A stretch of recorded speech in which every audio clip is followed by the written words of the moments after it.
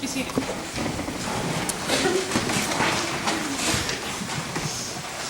When Jesus turned and saw them following, he said to them, "What are you looking for?"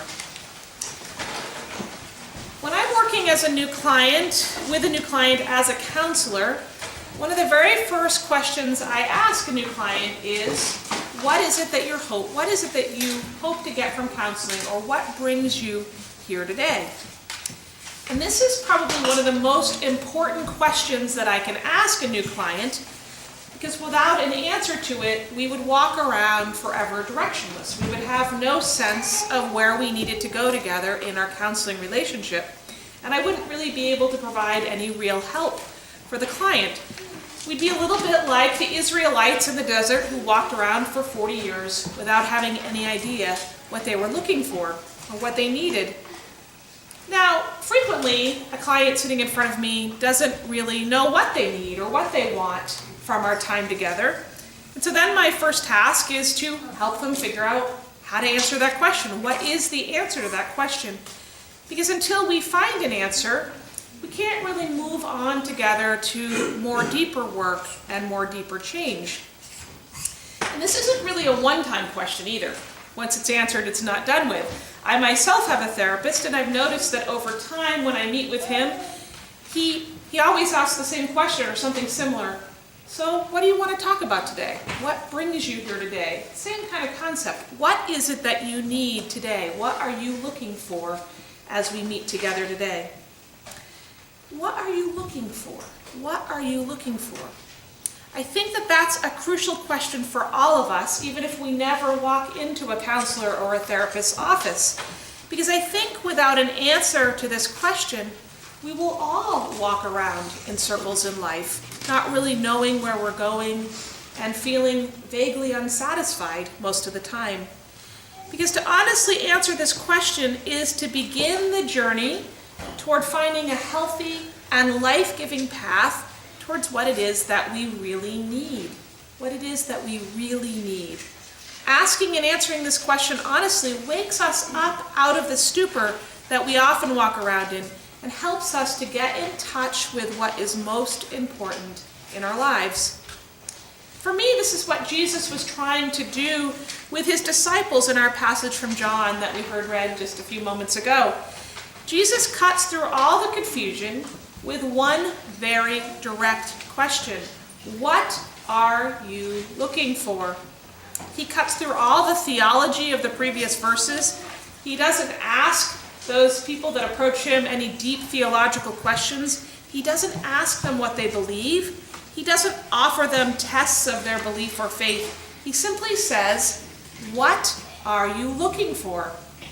And this very simple and direct question, it does seem to confuse the disciples a little more momentarily. Their answer doesn't really meet the question, but they answer him. They say, "Rabbi," teacher, which is an answer of sorts. What they're saying is they're looking for connection, for relationship, because that's what a teacher has with his students, or her students, a relationship, a connection. They're looking for a connection and a relationship with God. And how does Jesus respond? Not with a sermon like I'm giving you right now. He doesn't do anything like that, or a list of rules or a set of beliefs that they must ascribe to in order to have that relationship and connection.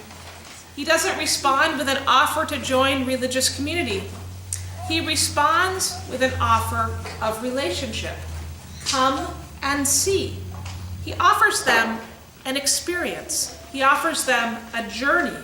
He gives them an invitation to enter into that relationship that they desire in their deepest, most innermost parts.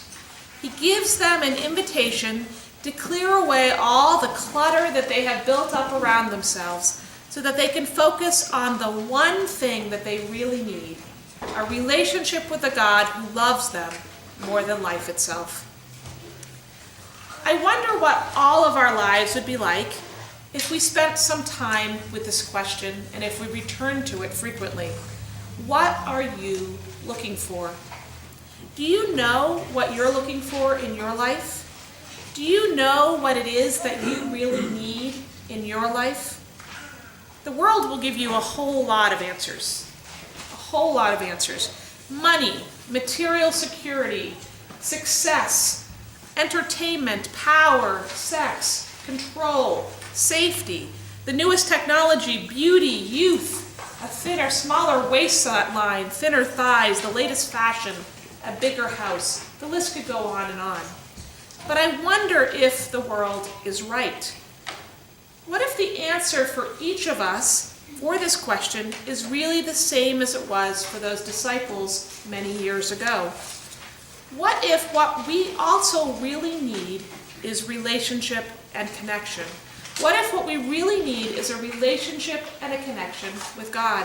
What if that is the most important thing in our lives? I think this is a question we could ask ourselves as a community of faith as well. What are we, the community of St. Paul's, looking for? When we strip away all the layers, when we get to the very core, what are we looking for? What is it that we need? I think when we answer this question honestly, we as a community need exactly the same thing. What we need is relationship and connection with God. We need Jesus. We need to connect with one another on a deep and honest level. And we need as a community to connect with those outside our doors. And we need this connection because it is in this connection that we meet Jesus, we meet God. Let's face it, we human beings are communal creatures. We need one another. We can't and we don't live in isolation. When we connect with other human beings, we connect with God. However, just as we as individuals can get confused about what it is that we really need, we as a community can get confused too. We can confuse the means of creating community for the ends. We can confuse our buildings, our programs, and our material resources for our real need. We can come to believe that if we don't have these things, we would cease to exist. Now, these things are important. We have to meet somewhere, for example. We could meet in a barn. We could meet anywhere and still be a community. We could worship standing on our heads and still be worshiping God. Many things could be different on the outside about how we do things. And still, we could meet our primary need of connection and relationship with one another and with God. Understanding what it is that we are looking for at our deepest level can help us differentiate between our true need and all the stuff we confuse with that need. It can help us as individuals and as a community to negotiate all the anxiety and fear that we have about the changes going on around us in the world. It can help us focus on what is most important and free us from our attachments to that which is not so important. It can help us find that connection with God, which is ultimately what is most important and really the only reason that we as a community exist. So what brings you here to church today? What do you hope to get from your time in this community? What wakes you up every morning and gets you moving in your life? I encourage you to ask these questions of yourself. I encourage you to look beyond the surface and look deep within to discover your deepest need, your need for relationship with other people, and your need, through these relationships, to be connected with God. When Jesus turned and saw them following, he said to them, "What are you looking for?" They said to him, "Rabbi," which translated means teacher, "where are you staying?" He said to them, "Come and see." What are you looking for?